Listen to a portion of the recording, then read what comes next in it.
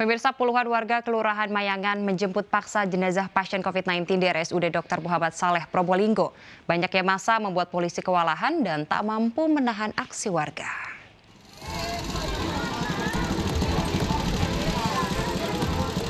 Dengan membawa gerobak sayur, puluhan warga Kelurahan Mayangan, Kota Probolinggo, Jawa Timur menjemput paksa jenazah keluarga mereka. Aksi nekat ini mereka lakukan karena keluarga menolak jenazah dimakamkan dengan protokol COVID-19. Keluarga berdalih pasien meninggal akibat sakit jantung dengan hasil swab antigen non-reaktif. Namun pihak rumah sakit menjelaskan hasil rekam medis paru-paru pasien menunjukkan gejala COVID-19. Untuk menghindari hal yang tidak diinginkan selama swab PCR belum keluar, pemakaman sebaiknya dilakukan dengan protokol COVID-19. Itu salah paham. Salah paham ya. Karena dari hasil antigennya itu kok negatif. Oh gitu. Cuman suspeknya dia mengarah pada konfirm positif. Nah, tadi kita nggak bisa mencegah gitu banyak orang. Banyaknya massa membuat aparat yang bertugas tidak berkutik dan hanya bisa pasrah membiarkan jenazah dibawa pulang. Selanjutnya, Satgas Covid setempat akan melakukan mediasi dan penyemprotan disinfektan di rumah warga untuk mencegah penyebaran COVID-19.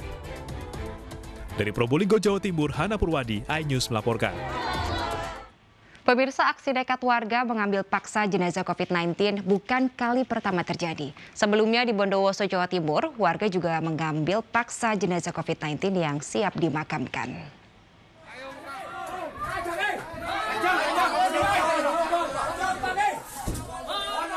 Puluhan warga menggeruduk sebuah musola setelah mengambil paksa jenazah pasien COVID-19 berinisial MN, warga desa Kemirian, Bondowoso, Jawa Timur, Jumat lalu.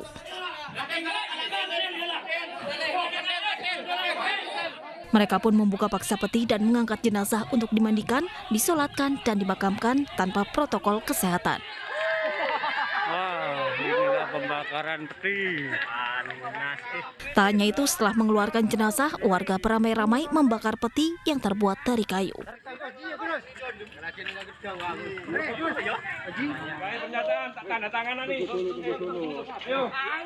Tanpa menggunakan APD, sejumlah warga menggotong jenazah seorang remaja putri yang positif COVID-19. Mereka mengambil paksa jenazah dari Rumah Sakit Citra Husada, Jember, Jawa Timur. Pihak keluarga diduga tidak terima jenazah dinyatakan positif COVID-19 karena sebelumnya remaja ini sudah mengidap leukemia.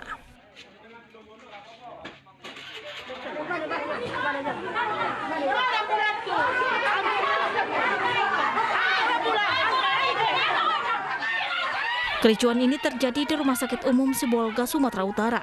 Puluhan warga nekat mengambil paksa jenazah yang dinyatakan meninggal karena COVID-19. Mereka tidak percaya jenazah meninggal karena COVID-19 karena baru 2 jam dirawat akibat hipertensi.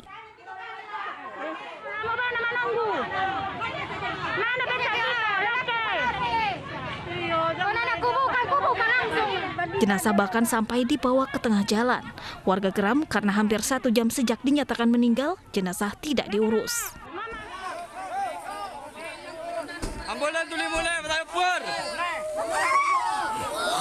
Akhirnya jenazah dibawa pulang menggunakan bentor dan dimakamkan tanpa protokol COVID-19.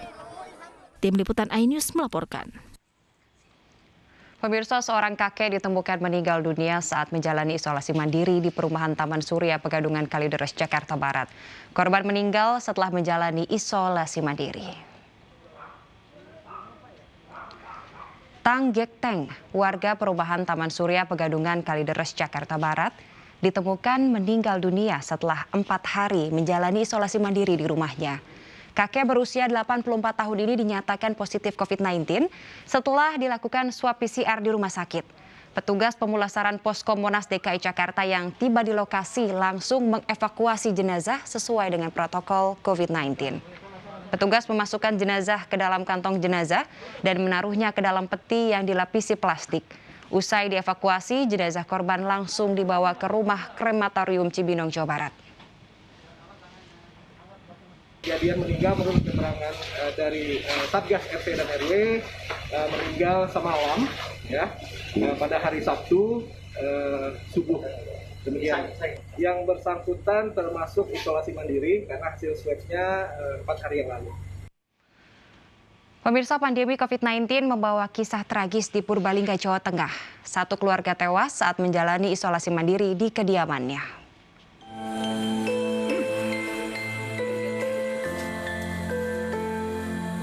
Seorang ibu dan anaknya tewas saat sedang menjalani isolasi mandiri COVID-19 di rumahnya di Purbalingga, Jawa Tengah.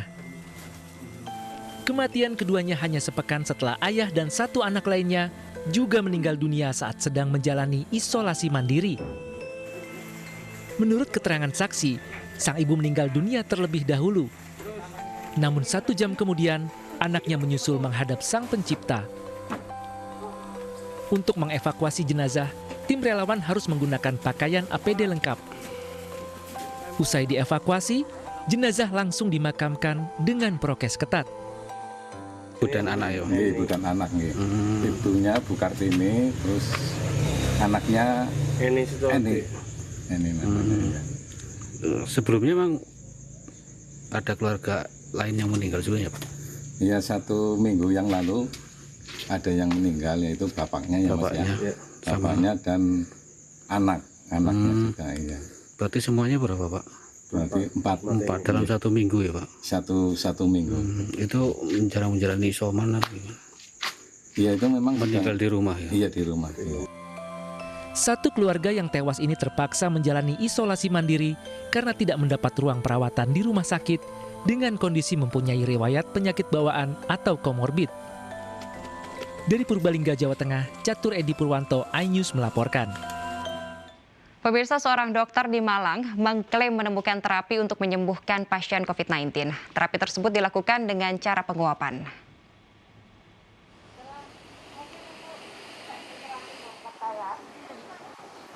Inilah Dr. Yosefin Pratiwi, seorang dokter umum yang menjalankan praktek di Apotik Kondang Waras, Karangploso, Kabupaten Malang, Jawa Timur.